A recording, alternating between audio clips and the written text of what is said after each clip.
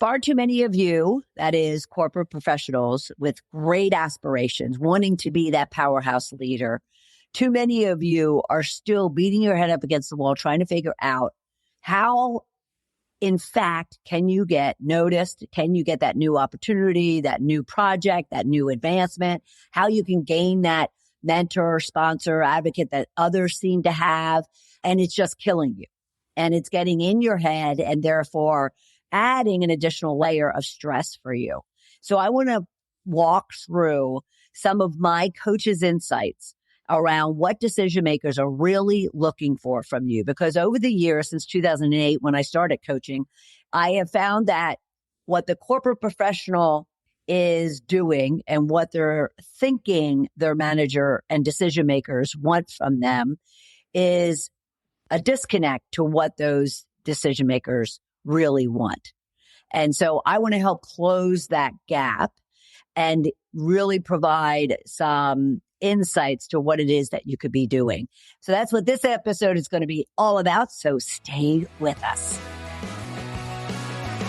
Welcome, welcome, welcome to Shedding the Corporate Bitch, the podcast that transforms female corporate executives into powerhouse leaders by showing them how to shed the challenges and overwhelm, along with any fear, insecurity, self-doubt, and negativity holding them back.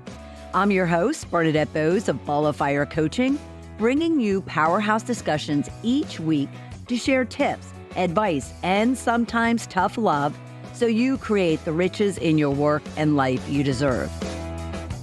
What do you think your managers, the decision makers in your company are looking for and expecting of you when it comes to tagging you as high potential, tagging you for the next opportunity, the next project, the next advancement? What is it that you feel and believe that they are looking for from their leaders, such as yourself, in order to be given those opportunities? Oftentimes, in all of my experiences over the last 16 years, when I ask that question of my clients, they can kind of spew it out. They can kind of list the various things we're going to talk about. Yet at the same time, when it comes to them actually performing in that manner or acting in that manner, that's where things start to fall apart. And I really want us today to kind of dig into why is that exactly. A simple example of this would be, think about the last time or the last performance review you were given. And it's around the time of mid-year performance reviews, right?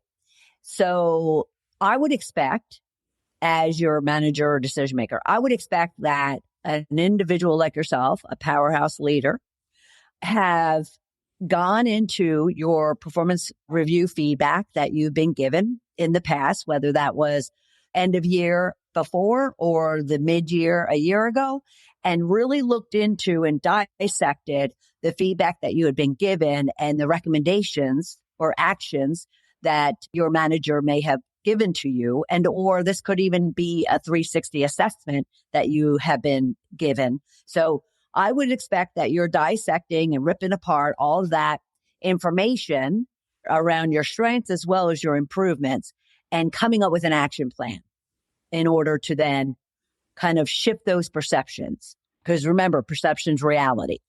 And yet I find so often, too often, I find that my clients fall short in doing that. Initially, that's why I'm there. And so I want you to first consider and kind of even measure yourself on a scale of 1 to 10.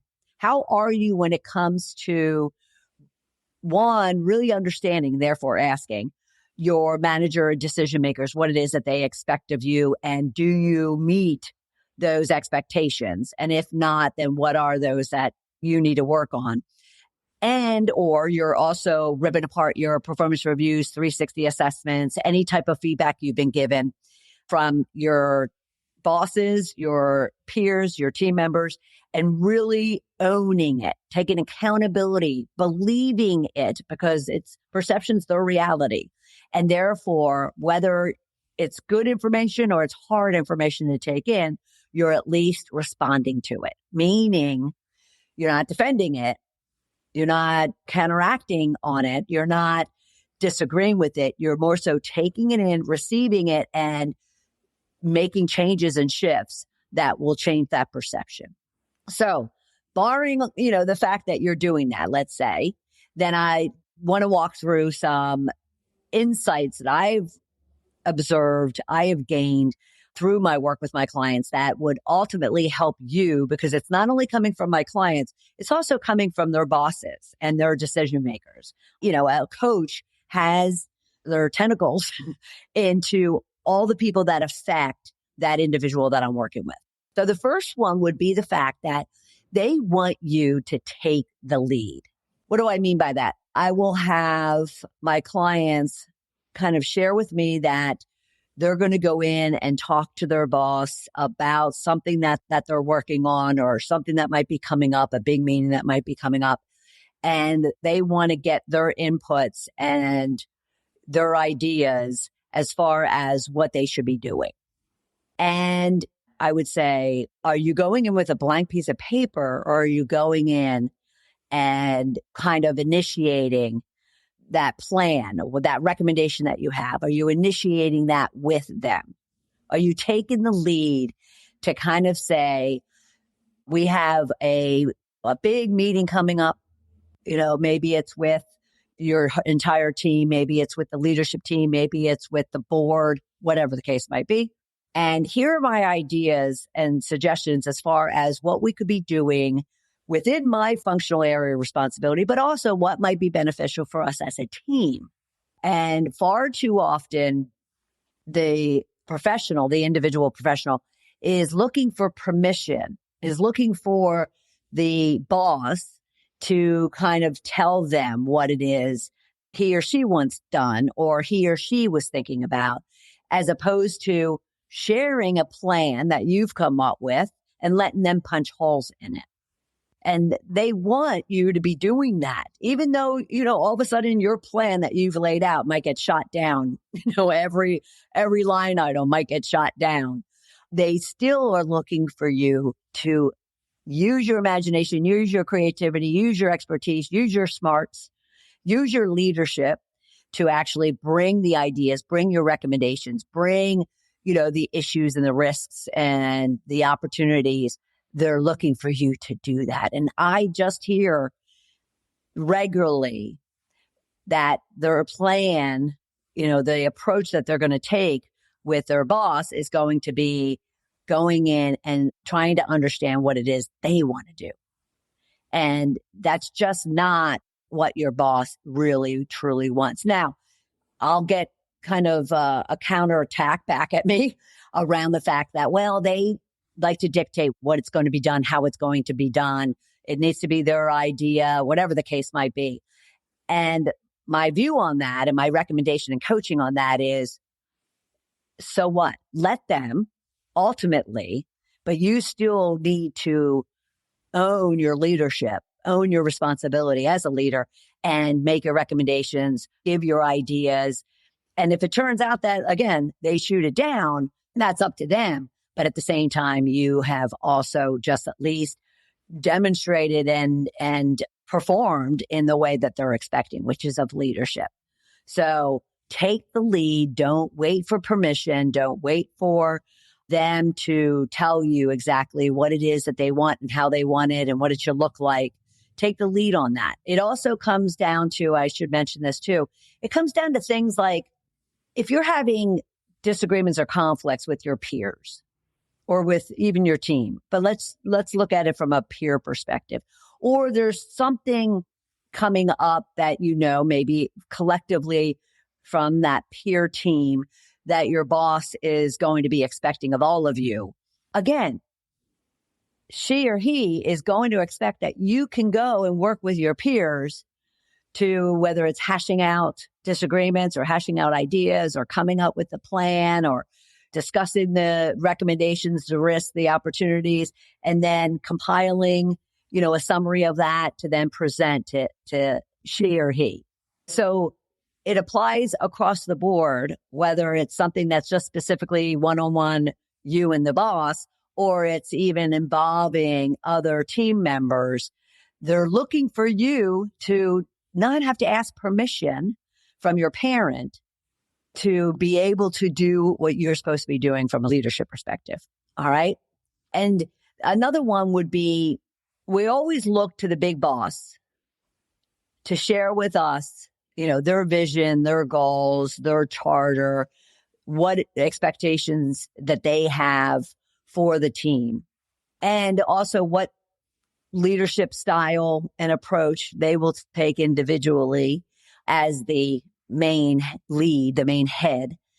And the individual professional who's on that person's team doesn't even really know what they stand for individually, what they want, what their expectations are, what their goals are, what their values and vision is for their area and scope of responsibility. And your manager is looking for you to stand for something, have a purpose, have a platform, have a charter, have a vision for your area of responsibility, expertise, experience, while at the same time complementing what is going on under the umbrella of the whole business or whole team. But they want to know that you also have your own platform that you are then emulating and modeling and demonstrating to your own team members. So know what you stand for. Take the lead and know what you stand for. The other thing that often comes up as feedback specifically when it comes to what decision makers are looking for from those individuals that they're going to tag for opportunities is that they need to think big and they need to think the big picture. They need to kind of get out of the weeds, get out of the micromanaging, get out of the details, get out of the how-to, and bring it up to a more strategic, visionary, big picture perspective.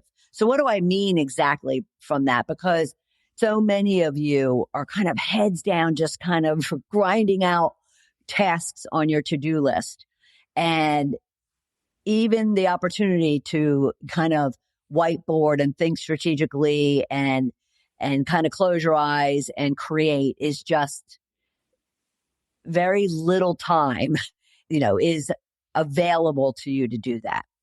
But let me tell you, your decision makers are looking for you to make it happen, for you to find that white space, for you to find those opportunities, clean up your to-do list, delegate what's needed. We'll talk about that in a minute. But they want you to think big picture. So again, what do I mean by that? Well, when your simple question would be, or a simple scenario would be, if you're asked, what is it that you're working on, or what is it that you see for the business between now and the end of the year? They're not looking for you to run off a list of tasks that you're working on that are very tactical, technical, operational. They're looking for you to kind of share the bigger, remember what you stand for, the bigger vision, the bigger purpose, the bigger why of what it is that you and your team are responsible for. So it's more about looking to transform the team by implementing processes and providing personal and leadership development training and really ensuring that we have the right skills and the right staff and making sure that the right individuals are placed in the right roles in order for us to fill gaps, but also to prepare for what's coming down the road. We're working on, so forth and so on. So they want kind of what is your end goal as far as the business is concerned, even if it's your function, not your laundry list of tasks. And I happen to actually, this triggers a memory just that happened the other day. I happened to be talking to one of my clients and I used this example with him as well. And that is during my podcasts, when I have a guest, which is every other week, I will ask them to tell us a little bit about yourself, about you, the person, not necessarily your business. And I even prepare them beforehand and explain that what I'm looking for is for my audience, my listeners and my viewers to get to know you as a person, as an individual, as a human, not your resume. So, you don't need to read off your resume. We'll get to that. So just share with us a little bit about you. Like what are some passions or goals or hobbies? Do you have a family? Do you have dogs, cats? Where do you live? Just so someone can kind of lean in if they connect with that individual or can relate with that individual. And yet when we get into it and I ask them that question, they start reading off their resume. Well, I'm a coach, trainer, speaker, and I, blah, blah, blah, blah, blah. And no fail, it happens 9.5 times out of 10.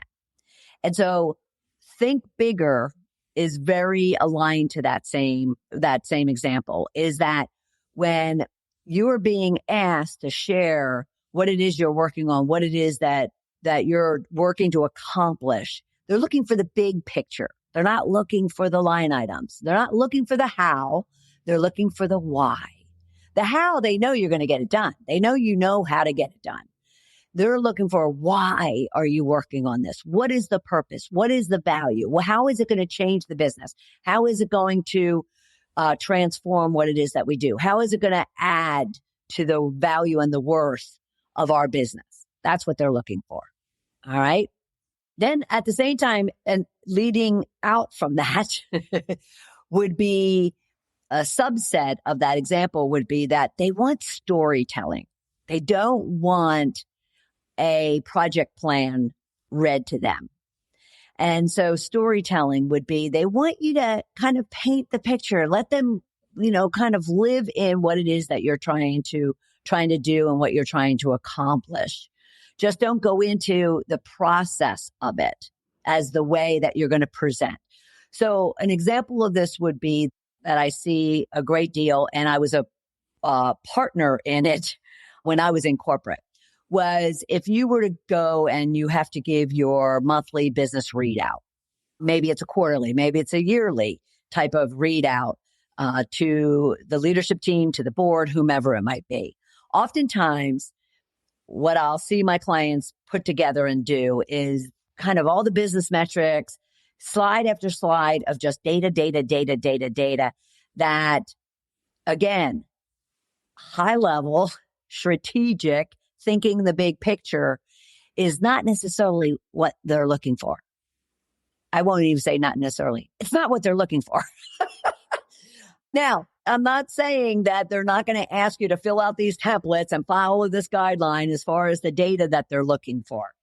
Half the time they can't even see it when you're presenting it. They can't even read it because it's so small because there's so much data. Can you relate to that? What they're looking for is, okay, so yes, we see that the business is up or down and, the margins are not where we want them to be, or they are. We see that, the head count is fluctuating and we have some holes and gaps. All of that information is great. But what they want is the story around it. They want you to paint the picture of what does this mean to the business, to the daily or, weekly, monthly operations of the business. What does it do to the people? What does it do to the ultimate ability for us as a company to accomplish our goals? So you kind of want to work on being a storyteller, not just a PowerPoint bullet, reader. Figure a way to paint the picture as to what it is that you're working on and what it is that you're working toward achieving. And what does it mean to the business? What does it mean to the team? What does it mean to the overall operations? And if you can look at it more of a business case. So for instance, a business case, you're going to give them the problem. You're going to give them the impact that problem's causing. And then you're going to give them the solution and ultimately, how that solution is going to be different and it's going to change or transform. And that's a story. So when people put together business cases, they're looking at it from a story perspective, almost like a movie. You have the drama at the beginning, and then you have the, fight and the struggle to transform. And then you have where there's an aha moment of transformation. Then you have that change happening.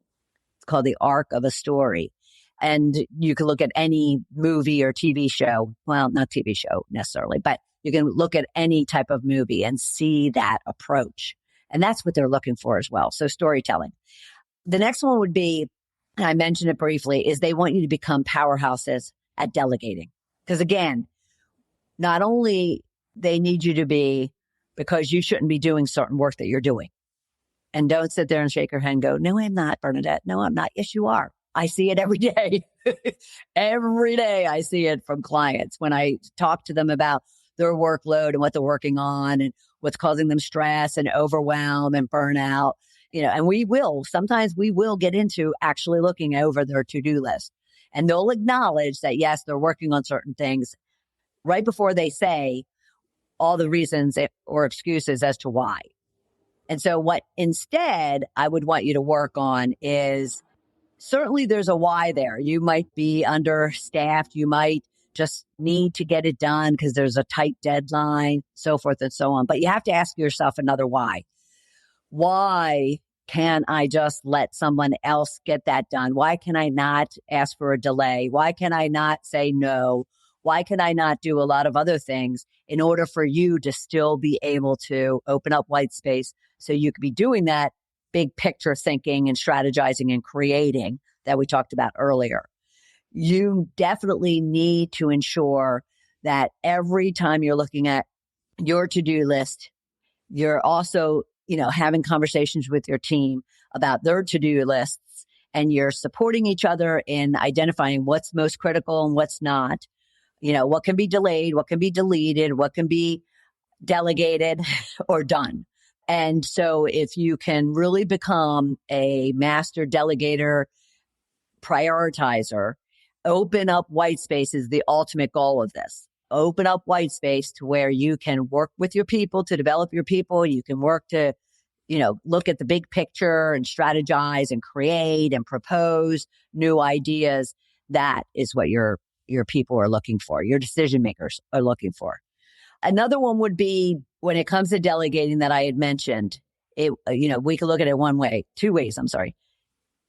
Set boundaries or learn to say no.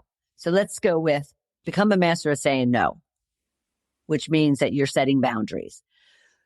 Too often, someone's throwing tasks at you, and it could be your boss, and you automatically take it without questioning, the deadline, without questioning the priority, without questioning your workload, without even asking them, all right, I understand you need this by tomorrow. I have these 3 other things that I also need to have done by tomorrow. Where should yours fall, or which items you recommend get removed from my to-do list in order for me to now finish this new task? And again, you might be sitting there going, yeah, that wouldn't work with my boss. I would challenge you as your coach to say, have you even tried? Because I have found, not only for myself, but for my clients, that once they start asking for priority, for the objective of the task that is driving the priority or the due date, that oftentimes someone will all of a sudden say, you know what, you're right, I don't need it till the end of the week. Or I can't remove any of these other things on your plate. So therefore, let's figure out another way that we can get it done, even if it has to be on the original deadline that was given. So you really want to work on becoming a powerhouse delegator and a master individual at saying no. That goes also your personal life as well. You need to, not say yes to everything. No is a 2-letter word. And it's a beautiful word. It's a powerful word. And if you're ever one, working with me and you share with me that you're burned out, you don't have any work-life balance, that's where we're going to go. We're going to get into your prioritization, your ability to say no, your delegating, and why exactly aren't you able to do any one of those 3 things or all 3. I would want you, and your decision makers want you, to be a feedback seeker. And this comes in not 2 forms, but there's 2 elements of this. One is you need to be seeking feedback. You don't wait for your performance reviews to seek feedback. You seek feedback on a regular basis. If you all of a sudden were presenting at a meeting and you leave, you seek feedback. If you all of a sudden went into a conference or a summit or maybe it's a company-wide type of social engagement, you seek feedback as far as how, you showed up, how you presented, how you engaged, how you were effective with your team members, so forth and so on. You're always wanting to seek feedback. Now, the second element of that I mentioned is you need to take it. I mentioned this at the very beginning. You need to own it and take it. So again, people will be given feedback, whether it is ad hoc, when they really want to understand how they performed or how they presented or showed up, as well as very structured in your performance reviews, 360s, so forth and so on. And they get this feedback, and it specifically says what they're really strong at and what needs to be worked on. And as their coach, I will sit there and work with them to really ensure that they're leveraging those strengths, but they're also coming up with action plans as far as what they're going to do about the areas of improvement. And we'll lay it out. And then I'll work with them to track how they're doing against them. And even in the very next session, it kind of like went in one ear and out the other. And it wasn't sticky for them. So then you have to look at, okay, so what's going to make it sticky for them? Meaning they looked at it, they came up with the plan, they own it, and they act on it. I mean, I have some clients that are extremely strong, action-oriented individuals. And they'll often be those individuals that will take feedback and just go with it. And then there's others, the vast majority, who will get those feedback, even through formal 360s, self-assessments, performance reviews, surveys, whatever the case might be. And they kind of never own it. They never kind of take accountability for it. And therefore, the next 6-month review or the next set of feedback that they're given kind of is even more harsh because there hasn't been any shift, any change, any transformation, any recognition, acknowledgement, accountability toward what it is that they've been given as feedback. And nothing is more frustrating for the giver of that feedback when someone doesn't respect it and they don't hear it and they don't take accountability for it. Nothing's more frustrating for them than that. And then it's detrimental to the individual who received the feedback because trust me when I say, you start adding ticks of the fact that, okay, I've told you this before. Nothing's changed. I told you this before. And you pretty much can take belief that that's working against you. You might have just pulled yourself off a list for an opportunity, for an advocate, for a sponsor, whatever the case might be. So you need to, 2 things, be a feedback seeker and seek out feedback, good, bad, or indifferent, from all levels and all areas of the business, not only your team, but your peers, bosses, senior bosses, other functions you work with, other businesses you work with, even your vendors, 360, and get that feedback. And it doesn't have to be formal, meaning you don't have to be given a formal 360 to go out and get 360 feedback. You could take it upon yourself to seek it out. And then that second element is don't waste anybody's time if you're not going to own it and say, I may not believe this feedback. However, someone's perception is their reality of you. And therefore, the reality is they need you to do X, Y, and Z. And they feel that you are really strong in 1, 2, and 3. So you have to seek it and then act on it. Okay. And the last one would be you need to be a people developer. And I can't say this enough to my audiences, to my clients, to the teams that I work with. You have to develop your people. You have to make a concerted effort. And again, think big picture, those strategies and ideas and recommendations and business cases that we talked about. You need to be presenting and you need to be acting on how you're going to develop your people. This isn't about you getting developed and you getting advanced and you. You as a leader, especially if you want to be tagged as a high potential new projects, opportunities, advancements, advocates, sponsors, and mentors, you need to demonstrate and to actually act on being a people developer. You need to acknowledge and recognize the skills and the gaps that are on your team, what's needed today, what's needed down the road. Therefore, how do we fill the gaps? What are your plan for training? How are you going to give them coaching and mentoring?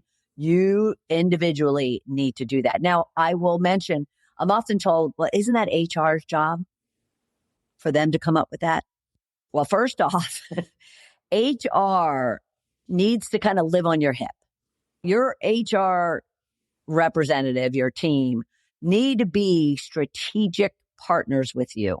So you're both always looking at the people side of the business, because that's what business is. It's about the people. It's not about the processes. It's not about the operations. It's not about the policies and rules. It is about the people. And so one, become really good friends with your HR partner, like partner with them, and then even work with them to always be putting and thinking about how you're going to up level, fill gaps, operationalize your team to where they're, high performing, productivity, efficiency, effectiveness, so forth and so on, because that will ultimately make you and develop you into the powerhouse leader that you are meant to be and your decision makers want.